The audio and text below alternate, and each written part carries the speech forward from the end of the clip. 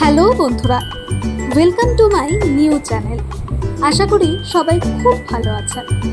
আজকের ব্লগে আপনাদের সবাইকে স্বাগত।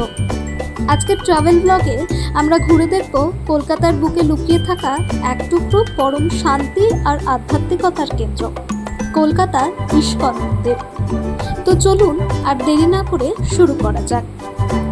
কলকাতার রবীন্দ্র সদন সংলগ্ন 3C অ্যালবার্ট রোডে অবস্থিত এই ইস্কন মন্দিরটি, যা শ্রী শ্রী রাধা গোবিন্দ মন্দির নামেও পরিচিত, আসলে ভারতে প্রতিষ্ঠিত প্রথম ইস্কন কেন্দ্র।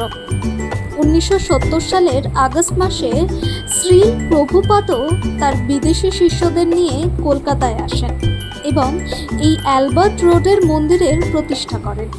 এর ঠিক পরের বছর অর্থাৎ 1971 সালের মে মাসে মন্দিরে প্রথম বিগ্রহ স্থাপন করা হয় এবং সাড়ম্বরে পূজা অর্চনা শুরু হয়। এই মন্দিরের আরেকটি বড় ঐতিহাসিক গুরুত্ব আছে কিন্তু। শ্রী প্রভুপাদ যখনই তার জন্মভূমি কলকাতায় আসতেন, তখন তিনি এই মন্দিরের সংলগ্ন একটি ছোট ঘরেই থাকতেন, যেখানে তার ব্যবহৃত ব্যক্তিগত জিনিসপত্র আজও পরম যত্নে সংরক্ষিত আছে, আপনারা দেখতেই পাচ্ছেন।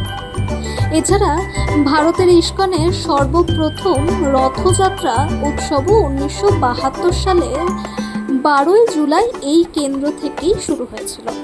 মন্দিরটির ঠিকানা হলো 3C অ্যালবার্ট রোড, যা মিন্টো পার্ক, রবীন্দ্র সদন এবং বিড়লা হাই স্কুলের একদম কাছে অবস্থিত। আপনি যদি মেট্রো করে আসতে চান, তবে সবচেয়ে সুবিধাজনক হবে রবীন্দ্র সদন মেট্রো স্টেশনে নেমে যাওয়া, কারণ এটি মন্দিরের সবচেয়ে নিকটবর্তী মেট্রো স্টেশন। এখানে আসার প্ল্যান করলে সময়টা একটু মাথায় রাখবেন। মন্দিরটি প্রতিদিন সকাল 4:30 থেকে দুপুর 1টা পর্যন্ত খোলা থাকে। তারপর দুপুরে বন্ধ হয়ে আবার বিকেল 4টে থেকে রাত 8:30 পর্যন্ত ভক্তদের জন্য খোলা থাকে। মন্দিরের ভেতরে রয়েছে শ্রী শ্রী রাধা কৃষ্ণের অপূর্ব সুন্দর বিগ্রহ এবং এখানে এলে আপনি মনোমুগ্ধকর হরিনাম সংকীর্তন শুনতে পাবেন।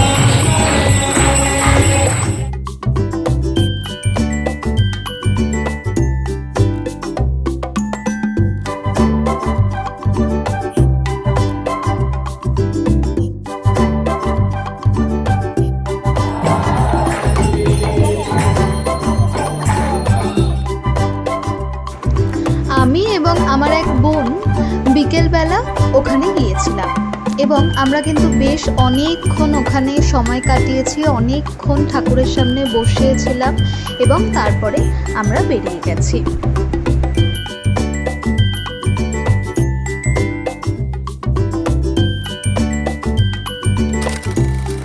মন্দির থেকে বেরিয়েই এখানে একটা মার্কেট মতো আছে, সেখানে সমস্ত ঠাকুরের বই থেকে শুরু করে মূর্তি থেকে শুরু করে ঠাকুরের সমস্ত সরঞ্জাম এখানে কিনতে পাওয়া যায়। তবে দাম একটু আমার বেশি লেগেছে ঠিকই, কিন্তু জিনিসগুলো খুবই সুন্দর।